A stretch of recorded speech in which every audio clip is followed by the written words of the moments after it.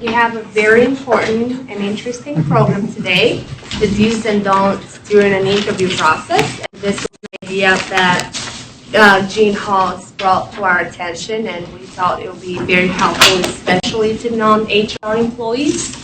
I want to thank our panelists today. We have Maureen Rahill, Director of Human Resources at Helmsley Charitable Trust, and then Jean Hawes from the CEO from Wellspring Advisors. I do want to remind everyone that we are live streaming, so I'll just pass it along to you. Terrific, thank you. Well, thank you all for coming.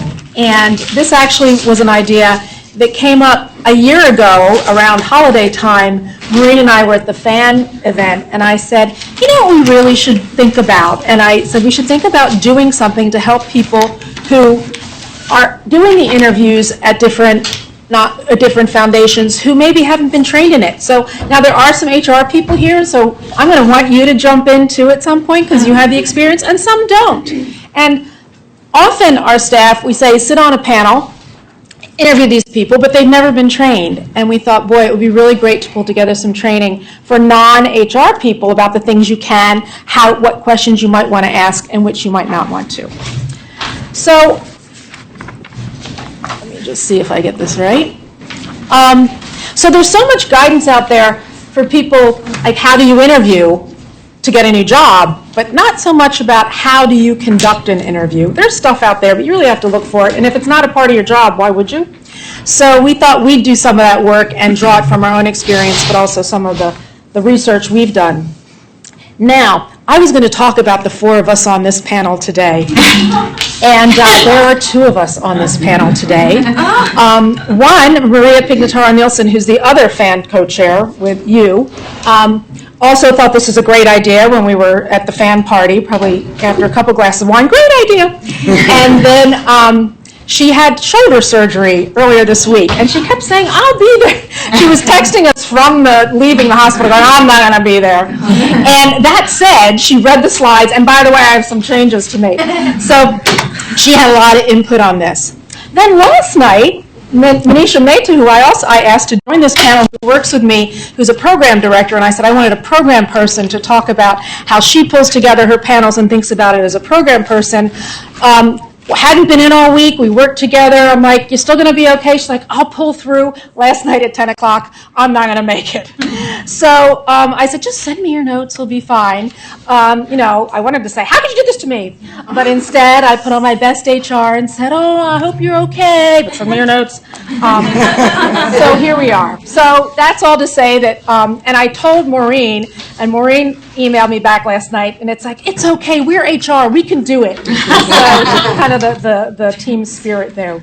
So originally, so Maureen's going to start, and she's going to talk about conducting interviews for the job, like to see if someone has the skills, but also how do you see if they will work with the team, and that's going to be Maureen. Then the don'ts, what things you don't want to say when you're interviewing. I'm going to do that on Maria's behalf. She did all the research, but I'm going to do that. And then we're going to do a little role play, and we're going to see if you can pick out the egregious things I'm asking Maureen. And then beyond the interview, the examples, asking people to do writing samples, and how Manisha works with her team when she's interviewing people, and they're not HR people, they're program staff, and how they divvy up the tasks and the types of questions they ask and the writing exercises they actually ask people to do before they walk in the door. And then we want to leave a lot of time for Q&A in case we didn't cover any questions you have. It's a gorgeous day out. I don't want to use the full 2 hours. If we can get you out early and you can take a walk around the park, not Times Square, do it. But, you know, so we'll try to leave time for Q&A, but we may not take the full 2 hours. So I'm going to turn it over to Maureen and let you talk about conducting interviews.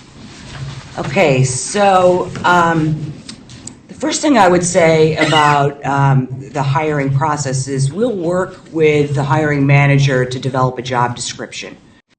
And we spent some time on that to make sure that we're really, even at the very start, thinking about what are the skill sets, what's the expertise, what's the experience that we're looking for in this position? Are there, are there gaps on the team? Is there a specific background that would be ideal? And so we try to do that ahead of the game, and then we post and we get resumes and cover letters, and which I will review, and presumably if I have selected a resume or cover letter, there's something in there that makes me think this person can do the job, something that they've said about their experience, their previous work experience, maybe some way that they described some of the responsibilities they had. So if I'm pulling the resume, it means there's something in there that looks good to me. The question is, am I right? Is there a there? So this is what you're trying to determine in the interview. And so you want to know, does this person have the technical skills to do the job that you need? Do they have the right background and experience? And you also want to understand the interpersonal fit. Will the person be successful on the team? So there's a couple different things that you're listening for throughout the interview to determine whether or not this individual is the right person for this job in your organization. So we're going to go through, how you sort of probe to understand both the technical skills and the interpersonal skills that the candidate brings to the table. Another really important part of the interview is to sell the job in the organization. It's not just you interviewing the candidate is also interviewing you. And I think that's critically important to remember throughout the process, to make sure that you're engaging the candidates so that, if you do determine that it's the right person, that the person then will choose to come. Want me to do the slides for you because okay. we were on that. Because I didn't do it. I'm That's sorry. okay. No, that's okay. It's easier for me because I can see them. Okay. So for me, I like to just get the candidate talking. So I like to understand what the person's background and experience is. I'll ask them to take me through their resume.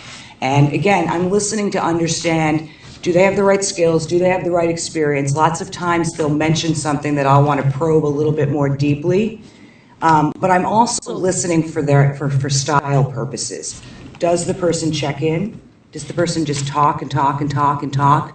I'm listening to see, did the person prepare? Are they making connections between their background and experience and what we've put into the job description? So I think it's a nice way to get someone talking, and it's another thing that you want to do is get somebody comfortable. Typically, a candidate's somewhat comfortable talking about their background and experience, and that way you might get a truer, more authentic presentation. So I typically like to start there, and as I'm listening, I will start to probe for what I call more technical questions. So say, for example, someone over the course of describing their responsibilities in a role mentions tracking data.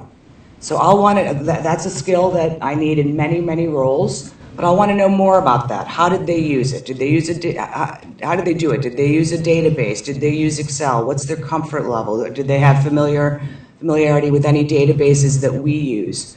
And because a lot of candidates don't, in this particular example, I'll want to understand, do they have skills that can translate if I can't find a candidate that knows our exact system. I think one thing to remember is it's important not just to know the what, but it's also important to know the how. So again, if someone is describing a skill set or an experience that's important to you, they could say, for example, you're looking for someone who's a strategic thinker. And they talk about building a strategy, and it's a brilliant strategy, and you're super impressed. One of the things that's important to know is, how do they develop that strategy? There's lots of ways to do it. There may have been a task force involved within the organization. They may have used an outside consultant. They may have developed it on their own. All of which, fine, but you want to find make sure that the skill set matches what you need. So if you're looking for someone that can do it independently or can manage a consultant or a type, you just want to make sure that you're not just assuming that because they've done the thing that you need them to do, that they'll be able to do it in the way you need them to do it. And the other really critical thing that I always say to the teams is, I need you to probe. Like, I have a good sense of the job, but you really know it. And, it's up to you to sort of determine both the technical and also, really importantly, the interpersonal skills that are required in the job. When you're trying to understand how somebody will respond to a need or a situation, it's often helpful to ask what we call behavioral questions. So we put a definition for you up here. And really what you're trying to understand through these questions is, based upon how a candidate has behaved in the past, this is a great predictor of how they'll behave in the future. So if you ask specific questions about how would you handle this situation, you allow them to speak about something that they've done historically. If you try to get them to speak about something that actually happened, you can get a good sense of how they might approach it in the future. One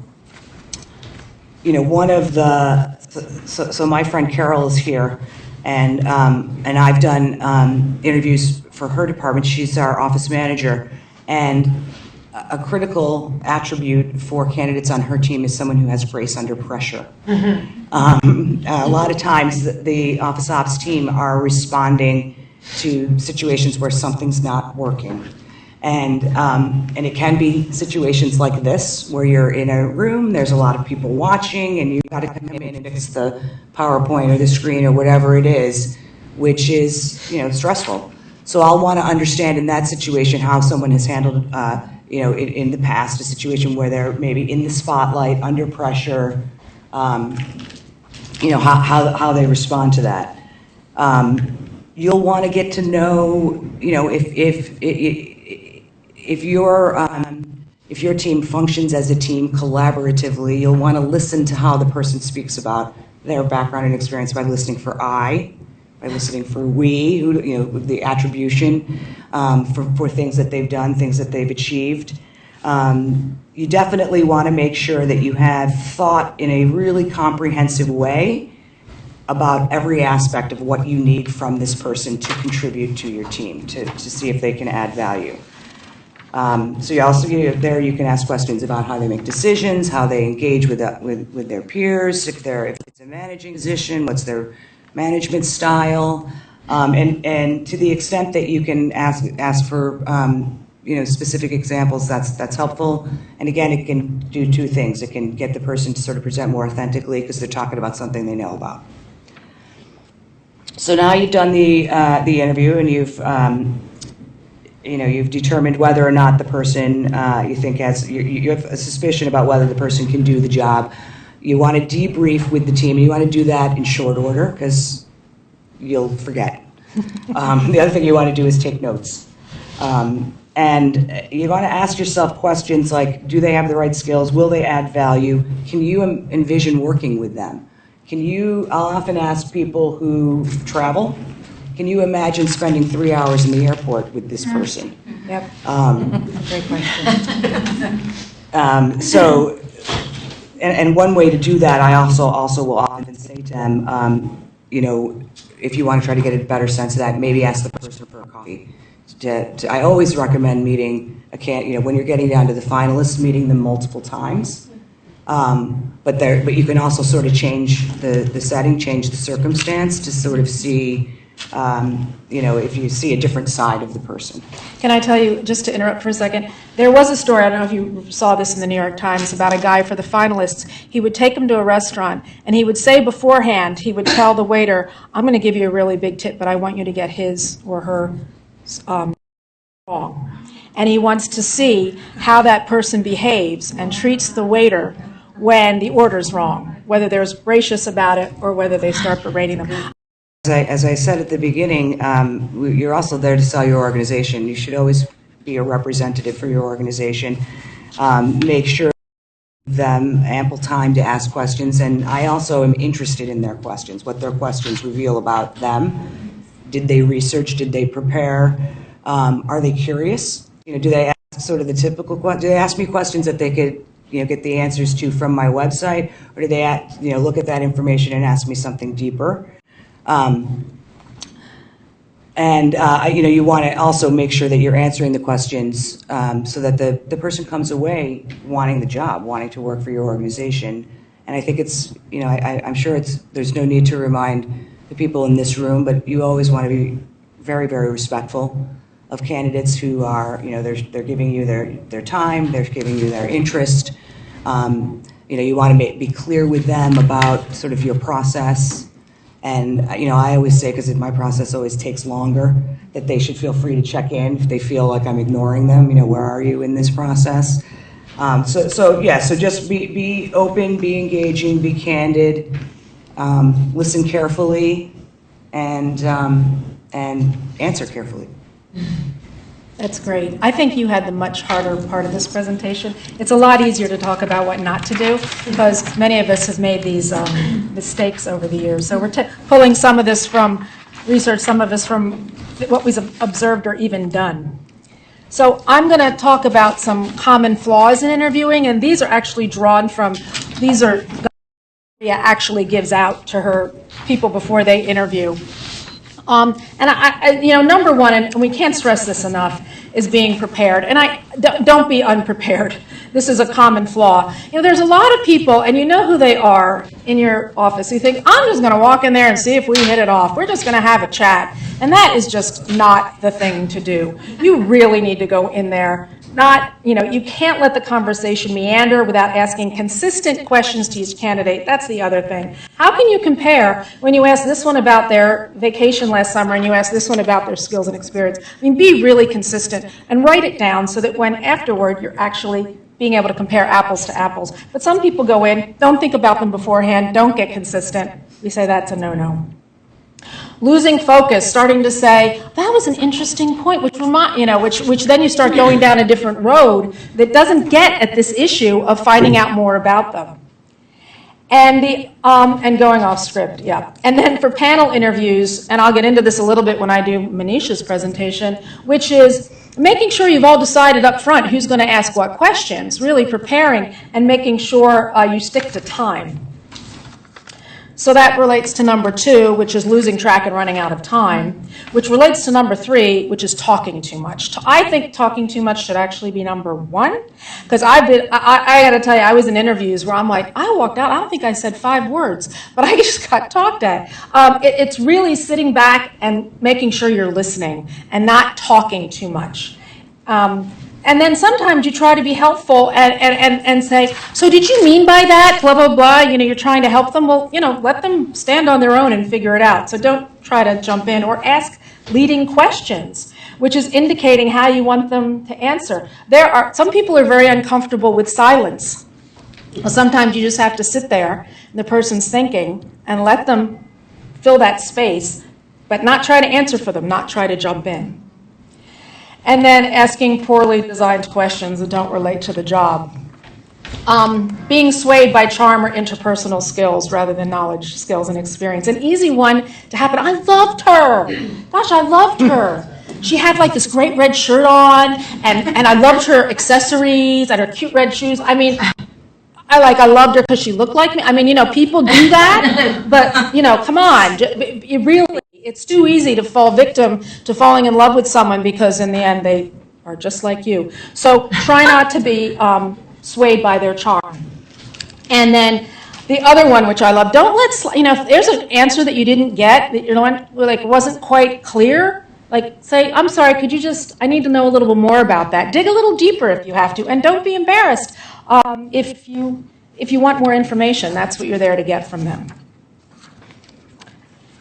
So there are protected classes. There are things that you really can't ask about because they're not really related to the job. So that's another one. Don't ask questions that aren't related to the job. And we're going to do a little role play, and I'm going to see if you can point out what we're violating by the questions I'm asking. But you can't ask about all these things here.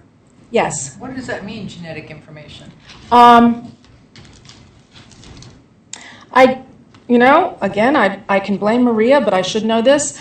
And if anybody else knows it, but I think it has to do with, can I ask you anything about any genetic testing you might have done on yourself to figure out if there are any genetic issues? Right. Nothing medical. Nothing medical, basically, but there's specific act that says you can't ask about this.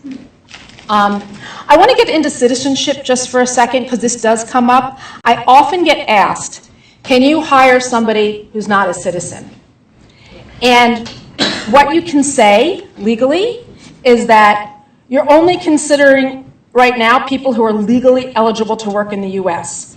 So, you know, you're not going to say, I'm not hiring anybody from Ecuador for this. You can't say that. I'm not hiring a non-American. You just say, if you can't work legally here, right now we won't pay for that if you decide, if that's something you don't pay for.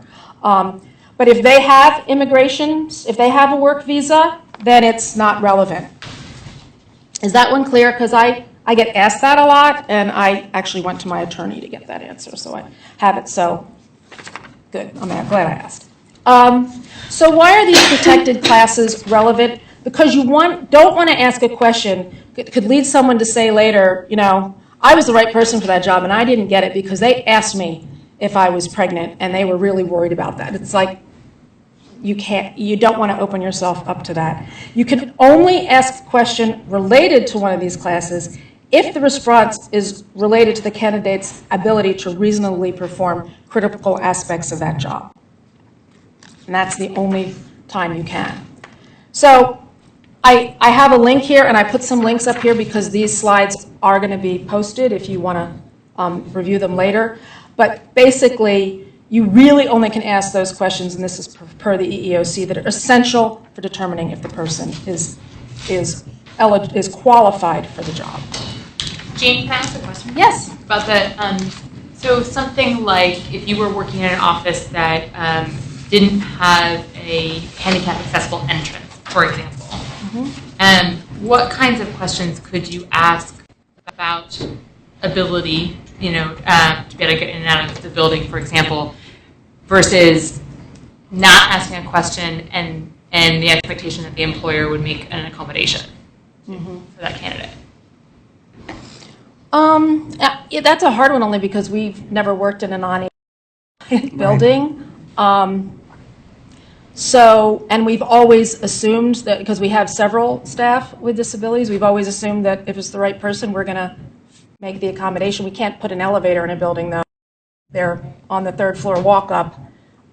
So I think you would ask, you know, I assume you have no trouble, they got to the interview, I assume this wouldn't cause a problem for you to be able to come to work.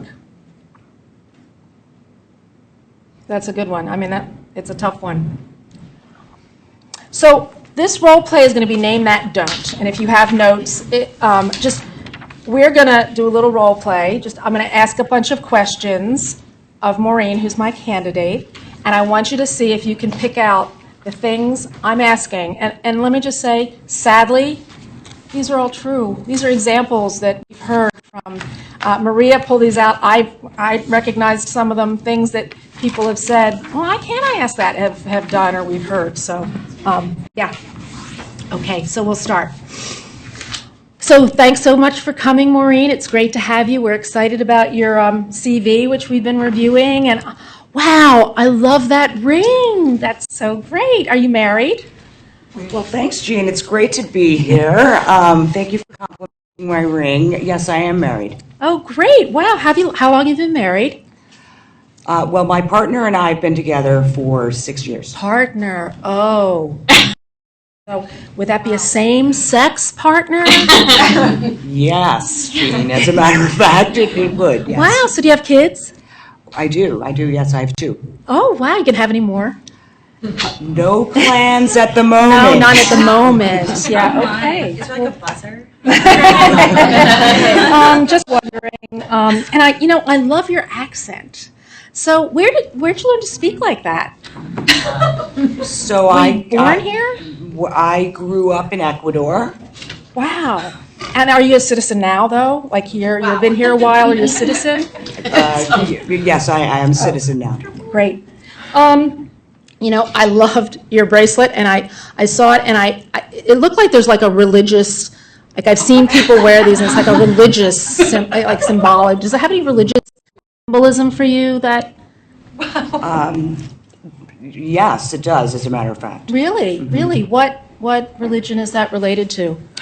So this is related to my Christian religion. Okay, so problem, like the whole church thing you guys do? No. Good. When you came in and I saw you had an umbrella because it's raining, and you also had a cane with you, and I just was wondering, is there a problem? Is there a disability we should know about? Well, I am recovering from recent knee surgery. Oh, okay. I was going to say you didn't get it because you're a veteran. You weren't recently I didn't see that here. Just any military background? No. Okay. No. Okay. So I see from your resume, I saw from your bio that you graduated from Bowdoin. La-di-da. So did my brother. When did you graduate? You might have known him. I graduated in the late 80s. Oh, okay, great. Wow, that's a little before his time. So what did you pick up? What egregious violations did I make in the? Yes. There were multiple by age. Age. Okay, I can't ask about age, can I? No, can't do that. And Other which one. question was the age leading? There were several. When you graduated. Yeah. Right, the cane could have been that or disability, but the college one, I can't tell you how many times people are saying, I went to Bowdoin. God, what class were you? I mean, they will literally ask that. Like, why can't I ask what class they were in? It's like, because then you're figuring out how old they are. I think the only one you didn't hit was genetic. I didn't hit that On one. the list. Probably because I wasn't Right. quite sure on that one. Prepared. I wasn't prepared. No, sir. Other ones. What on the Marital state.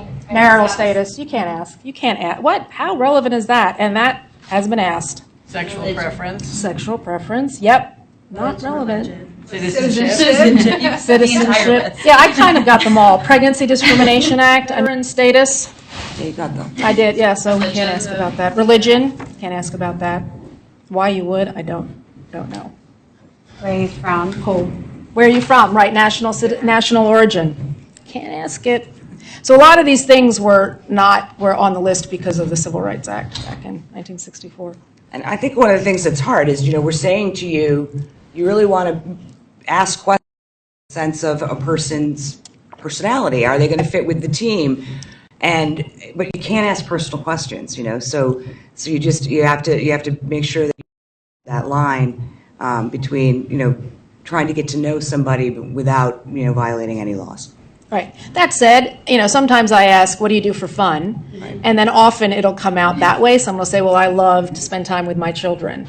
They don't have to tell me that, but if they do, then you can even, if you care, you can ask, well, how many children do you have? It's not really relevant. Maybe you don't want to go there, but it's like, oh, great, why don't you tell me about that? And usually it makes them light up, and it shows an excitement and a happiness and a joy they get out of that part of their lives, and that's fine. Okay, completely politically incorrect. But I know where the pregnancy thing came from, and I remember when that happened.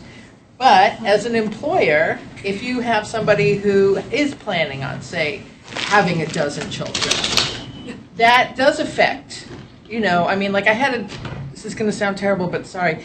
I had a doctor who was an Orthodox Jew, and I loved her, but she was always on family leave, so I had to change doctors.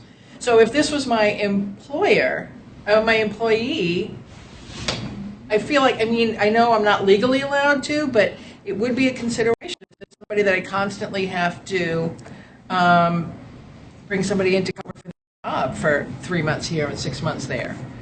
But you can't tell that before they come in. Ask them about that. You can't assume it because they're a certain religion that they could do that, that they will do that, and you can't, and you don't know, basically just looking at someone, whether that's something they're going to do, right? You can't know that I'm going to be somebody who. What's the way around that? I'm just asking from an employer's Employer? Point of view. It's like I understand the why, and I support that 100%. But from the I constantly have to. I'm just picking that out of the hat. Right. Is there a way or no? No, Okay. that's the answer. You can't. And you don't know. You don't know whether or not somebody is going to have them or not, or be out for any other number of reasons. Okay. Yeah. Carol? I have a question, just going off of your example, Jean, where you say, what do you do for fun? And they bring up their family. Does that kind of give you the green light to ask a question about their family if they bring it up, or is it still too grave an area to not even explore? I don't go there, but I've been in situations where people have interviewed me, and they're like, you brought it up, and especially when they're lawyers, they will say that. They'll say, you opened it up, I can now ask. And I'm like, oh, I didn't know this was an interrogation, but sure, go ahead. But I think you can, but again, what will that get you other than if you want to explore, say, wow, that sounds really great. It sounds like that's really an important part of your life. Can you tell me more about that?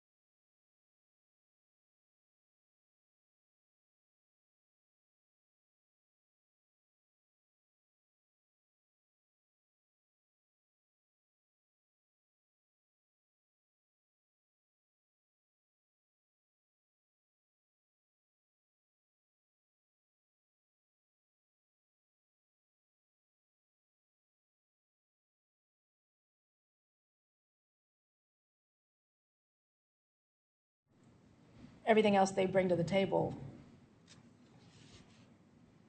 Okay. I have a question. Sure. Have you or someone you know ever asked one of these questions in the interview and the interviewee said, I'm sorry, that's really inappropriate, or you should really not be asking me that, and how did you react to it? I'm just curious. You know, when I was in this panel interview and somebody asked me about so you have a kid, because I don't know how I mentioned it. I did. They said, oh, so you have a kid. And someone else on the interview said, you can't ask her that. And he said, yes, I can. She said it. And I said, I don't mind answering that question. I have no problem with that.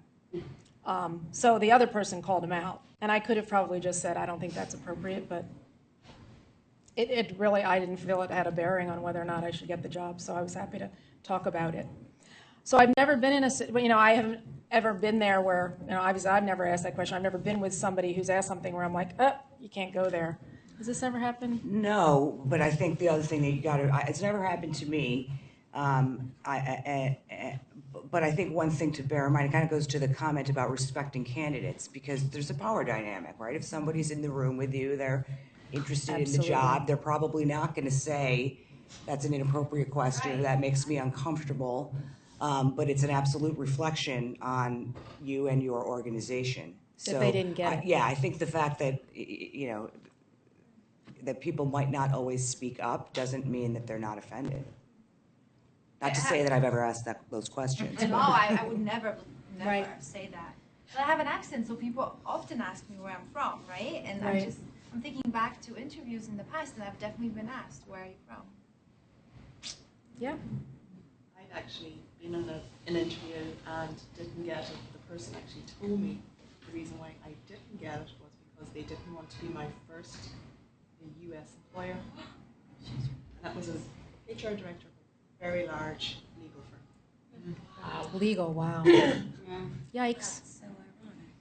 It's happened to me also. I was interviewing for an architect that was opening an operation in the U.S. So they sent over their CAO to come over and do interviewing. And as we all know, in the U.S., we're a very litigious country.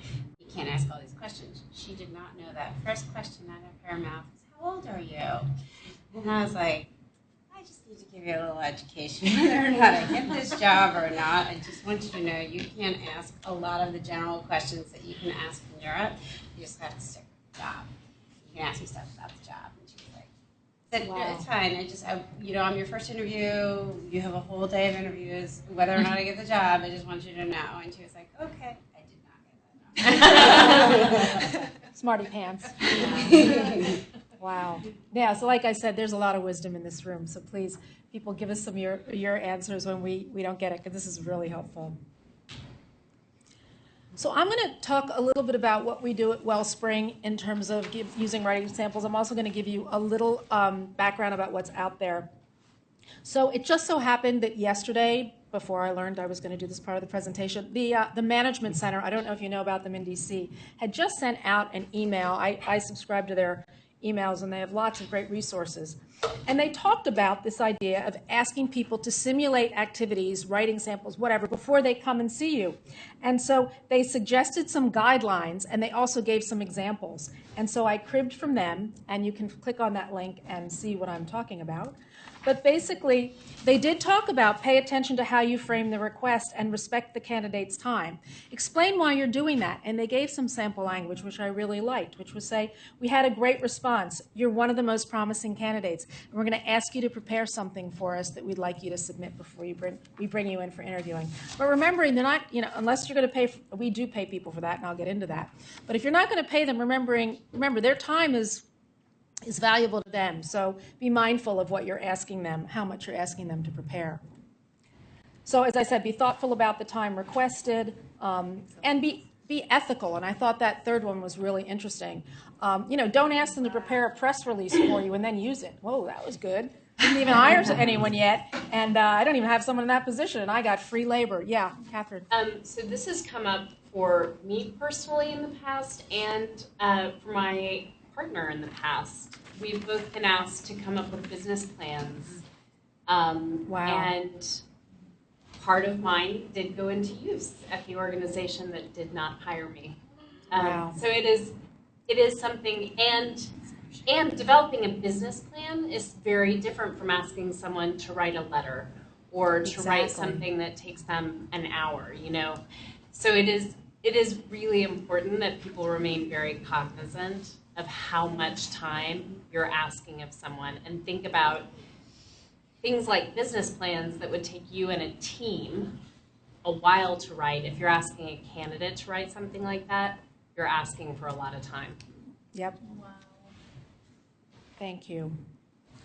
And then they did have, I loved this, and if you go, again, click on it, there's a whole page, I couldn't fit it on the slide, but a whole page of examples of things that they suggest you might want to try given the role, right? So it's going to be very different, the type of thing you may ask a COO versus an executive assistant to prepare in advance. And again, that link I found to be very helpful. So I'll go into talking about Manisha's experience. And again, reiterating what I said, prepare, prepare, prepare. But what she does is she brings her team together, which are 3 program officers and herself as program director. And they sit down and they say, well, what are we missing in our team? They're the women's rights, repro rights team, and I know they're moving into Latin America. So she said, none of us speak Spanish. That's got to be a biggie on it. And then maybe we're working really on data doing more research studies. So we want someone with a research background. We've got to get that. So they work on that, and they get the job description, and they talk about that, and then that comes and we recruit. And then when they're together, they say, so what are we going to ask? Let's look really carefully for what we're going to ask, and well, separately. So they go away, they say, think of all the questions and that you would want to ask. And then they come back as a team and they group them, because there are way too many questions to ask, and they're not going to get them all. So then they say, okay, really we're asking in maybe these 4 or 5 key areas, and now let's say these are the key questions we have to ask. And then they assign them to the different team members. Again, getting this back to this consistency, they make sure they ask the same questions of each person, they time it, and make sure they have time to leave, they can leave time for questions and they don't run over. And then after the person leaves and they've done that, they have a quick debrief. And they say, what'd you think, blah, blah, blah. But then they don't really go into it because they've got the other people coming through, and they don't want to really, they don't want to bias each other. And then they do come back at the end after all they are done. They write down their notes and then they sit down. And what we do at Wellspring is we have the program people and then the HR person, which is usually me or Carla, who works with me. And then sometimes they bring in like someone from grants or someone from research. And so then we all come together and we share our notes. Of course, the hiring manager, usually she and her team have a lot more say than we do. But I have actually rarely been in a situation where we're not all on the same page, which I find interesting. As for the writing test, so the purpose of this is really they want to see how much of a clear thinker the person is, if they can really analyze something and if they can write clearly. That's what they're usually looking for, is good writing skills and good analytic skills. So for the final 4 to 5 candidates that we want to bring in before the interviews, we give them a week before the interview to do this exercise, and we actually do pay them $200 because we feel like we're asking you to take a couple of hours out of your time. You're going to be here to do an interview. We've already committed to that you're not being compensated for, so we do pay them for this. I have a question Yeah. for you, Jean. So you do that before you bring in your The top finalists. 4 to 5 Yep. candidates. Yep. Can you talk a little bit about why the timing, why you do it then and not after you've brought those 4 to 5 in and using it more as a weight between maybe your top 2 or 3? Because they want to ask questions in the interview based on that what they wrote, like why did you choose that as what you thought, and if you've chosen these 4 to 5 people and one of them just can't write, I mean it comes So through, that was my next then question. you don't waste your time. You just say call them thank and you so say much thank for you, that. we're not Yeah, asking you to we're come not back. we're not moving further in this, Okay. and here's your $200. I hope that makes you feel better. Right. So Sorry, can I ask yeah. what level of positions do you offer that $200 to? Because, and then how is that viewed by the candidate? Because maybe some people will see it as an insult that my hours are only worth $200, whereas some people may see it as oh, that's great. Like, how is it viewed? Because most people aren't compensated for that, most people are happy to get it, and we've really done it at the program associate level, program officer level. Those are usually the positions for which we're asking this level, because we're assuming you understand this, you have some experience being a grant maker or could do this some way. So what we do is we have them read a grant proposal and prepare a summary. They ask them to synthesize the goals and strategies. We give them actually a copy of the strategy, and we say, can you link them up and see why we would fund this given our strategy? Outline any questions, follow-up questions you would ask, discuss the strengths and weaknesses in the proposal and any remediation strategies, things we might fund to address them. And then, do you think the proposal should be, would it be an effective use of funding? Would you recommend this? And as I said, after the writing test is submitted, the team actually reviews it before the interview. And so that they can ask follow-up questions and they can say, did this person get it? Can they write well, et cetera? So it could weed out more people. Again, interviewing is really expensive. All right, when I'm cha-chinging when I see 5 program staff sitting in a room interviewing somebody and only one of those 4 that they've spent the day interviewing is going to get the job. So it's not just the candidate's time, it's your staff time. So if this could be a screen to keep out people that maybe you don't need to spend an hour with or more, then that's what they do. So I wish Manisha were here because I know she could answer a lot more questions about that part of it in particular, but this has worked really well. And when they really like this is when there's a tie.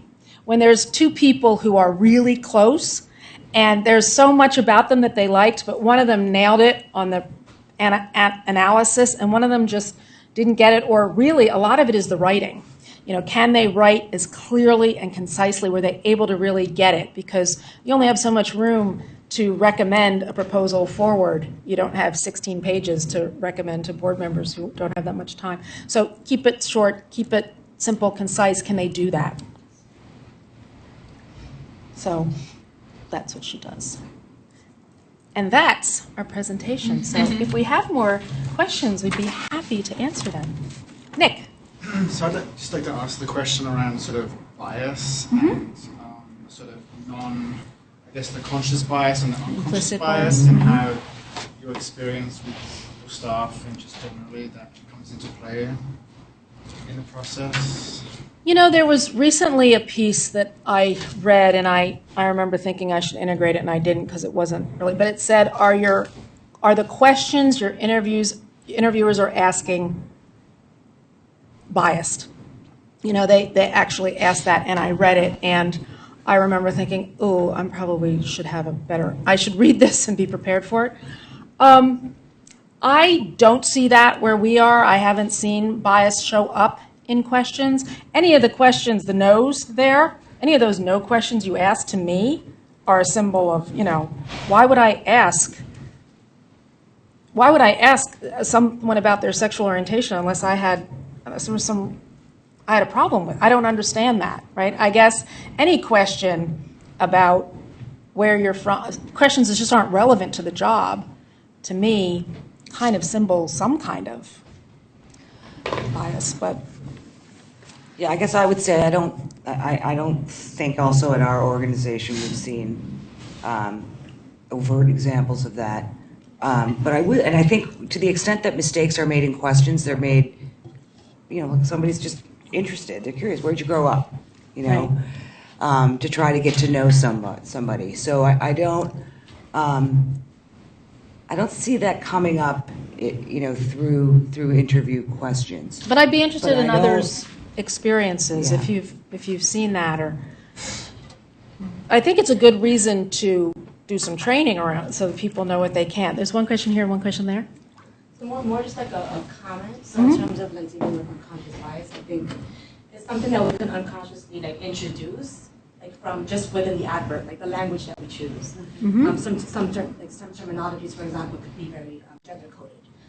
You know, how you use an ad could speak more to women applicants versus men. So it doesn't necessarily mean, it doesn't happen necessarily in the interview stage, but it can happen in, you know, the way that you even advertise a certain position. And there's certainly tools out there that you can use to kind of test for it and see, like, you know, how is the ad coded? Is it talking to male applicants versus women applicants? And What kind of tools? there's a site called Textio. There's another one called. So basically, you can just plug in your ad in this thing, and it'll tell you, and it'll actually recommend, like, okay, the term analytical, for example, speaks to male versus, I don't know, someone who's a critical thinker. So just those types of terms, you can certainly look into, and they have recommendations in terms of the type of language that's safer and just that's more inclusive in terms of, you know, in terms of advertisement. That's great. So just like certain, like just terminology that we're using that we're not even conscious of does speak to certain people. Great. And I do see it in terms of, especially when panels are debriefing, you know, this person doesn't come across as strong enough, or, you know, they're not, you know, they don't, you know, I can't picture them sitting in a boardroom. And so they're not saying anything blatant as a married or a man or a woman, but there's certain terminologies that that we use that, you know, can come across a bit discriminatory, you know, thinking of gender, and then there's other areas as well. Well, you know, it's very interesting because this, I hadn't thought of it, but it was very, a thing that people would often say that we were debriefing at Wellspring. They would say, you know, I just don't think that person's a cultural fit. And I'd be like, what does that mean? And it really was my assistant who said to me, I don't want to hear that anymore. I don't know what it means, but I find it offensive. And I was like, wow, it just didn't occur to me that it could be seen as code for something. And there it was. And I don't think anybody knew that that's what they were doing or didn't mean by it, but that was definitely seen by Carla, who works with me, as like, I don't want to hear that. And it's exactly what you said. And she heard it very differently because she comes from a very different place than I do. So that's very helpful. Go ahead. Yeah, that was my point that I was going to make too, because even when you said, you know, is this someone that you would spend 3 hours in an airport with? Well, again, that's, you know, if they look differently or if they're from a different culture, you know, would you feel comfortable spending 3 hours? Well, that's not, you know, you know, the question is, will they do the job and can they do the job? And do you want to hang out with them is a different question. It's probably not relevant. And so I think I always worry when I hear about fit. And what does that really mean. Mhm. It means different things to different people. Mhm. So part of the point of many of the implicit bias trainings we've had here is to help you break apart what are those things that are implicit. You don't realize that they're there. To your point, running it through the Textio, and it can be in the questions without you recognizing that it's there. It can also be, and it probably more clearly shows itself in the debrief. When you have those moments where someone says, it's just, I just am not getting a good fit. Well, to Pat's point, is that because you're more comfortable speaking in this way with these kinds of people who, and you need to be able to use a lens to sort of strip down what it is you're experiencing, why, and ask yourselves those questions as a team as you're interviewing, rather than just blanket sort of feeling like, it's not working for me. That's really, really a good point. Agreed. Very, very important. That's where you need to dig a little deeper when people tell you why they don't, to try to get at that issue. Over here and there. Question, kind of. What are your recommendations for talking about commute times for some people? So obviously, if someone put their address on a resume, you can look up and Google how long it would take them to get to your house. But obviously, you couldn't discriminate against them if it took them a 2-hour commute. If they're qualified for the job, that's understandable. But we've had a lot of people who have dropped out of the interview process because they've thought about the commute a little bit longer. And where I work, it's all the way uptown, so even if coming into the city, it's a lot longer for them to do. And I try, without discriminating against them, trying to kind of illuminate that it is a little bit longer because it is something for them to consider. What do you recommend as the best way to kind of approach that without bringing it up in a way that could seem discriminatory? Yeah, living in New Jersey isn't a protected category, right? So is the first thing. I wouldn't worry about that. But I think you can ask about that, right? You can, no? Or you're all looking at me like... In the past, you can ask about the commute, but you can't ask where they're coming from. Because, right. For example, if you're saying you're coming from up north, you might be insinuating, are you coming from Greenwich or the Bronx? Now you're differentiating between socioeconomic classes. That's protected. Mm-hmm. Right. So you can ask about the commute, don't ask where they're from specifically. Even though it's on their resume. I think you can also ask, are you comfortable working, our hours are from 9 to 5, are you comfortable that you will be able to be here from 9 to 5? Because that is related to the job, right? Yeah. And it does also offer the candidate the opportunity to say, I might need some flexibility, I'm coming in from Long Island and it takes me 2 hours to get here. But does it not also say something about the candidate that they've not done the research, A, on their organization and their offices when they applied for the job in the first place? If you know you live here and you're applying for a job, unless you're willing to relocate yourself, does it not show that they were just... I think that you could also have candidates that are hoping that there's flexibility. Some people will ask, do you allow people to work from home, that sort of thing. So a candidate might not, who doesn't, for whom the commute might be hard. I get people who apply from out of state, but they want to know if they could work remotely. Yeah, or if the benefits outweigh, Right. It depends on, you don't always know till you're there whether or not what's being offered outweighs an hour and a half commute, commute. Was there? Yeah, right there. I was going to comment about the cultural fit because I think there is also a fine line between being overly kind of sensitive to a certain extent because reality is you work with this person, right? So if they're going to do a good job, that's of course the most critical, but if you're working closely with the person, you want to be able to feel like that person understands what you're trying to get at and you'll come on the same page. So I also think we should be mindful that we don't go to over extreme, because I feel like sometimes there are times where it's preference is because this candidate is Asian, we should try to hire her or hire him because and I think that could also work on the opposite. Mm-hmm. Yep. So another piece of this, which I think is probably more recent and would be interesting to get your take on it, is around around the fact that staff shouldn't be doing any sort of online research at all of the person that you're bringing in, including Google, including LinkedIn. We shouldn't do that? No. Adds to leading. It can, in a lot of ways, add to unintentional leading of questions. We had a program here in February, attorney that came in, Dan, funny guy. Yes. Yeah. I'm trying to remember what Dan And he said talked about it. he talked about a gentleman, a CEO who had two candidates, a male and a female candidate for a role. Both had similar experience, came from similar backgrounds, and long story short, the guy didn't get the role and he sued because it was found out that the CEO had looked on Facebook and looked at the girl's profile, had seen a picture of her in a bikini, and the male candidate who didn't get the job sued because he said that the CEO favored the girl because he saw a photo of her in a bikini on Facebook. And he won? And he won, yes, he won. And so the attorney was talking about how Facebook, creepy as all but like get. even LinkedIn, because it creates, again, this whole, you get to know someone's background, you get to know things more about them that you're not maybe not allowed to know, and that creates this sort of bias. I remember that, but and I can totally understand it with Facebook, but I don't understand it with LinkedIn, because LinkedIn is specifically designed for professional presence.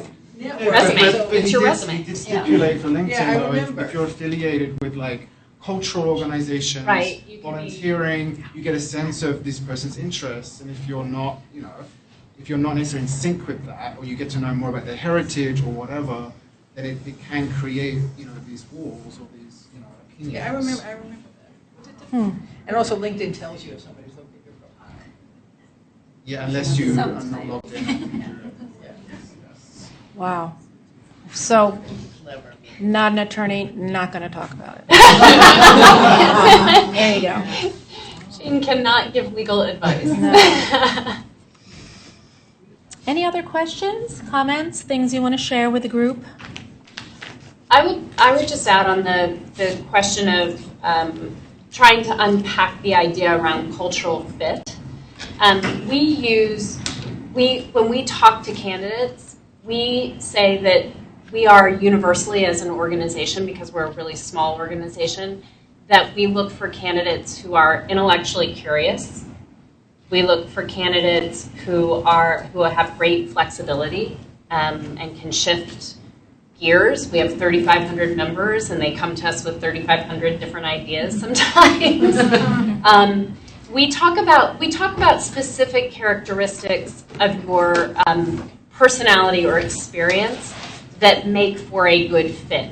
But we're looking at it from those kinds of things. So do you like to work in teams? Do you like to work collaboratively? Are you someone who is comfortable communicating verbally? Because we all have to do that in our roles. And certainly some roles more than others, and we will temper that in an interview. But I like to think about what are those qualities and ways of working, rather than letting a team say to me, it just didn't feel right.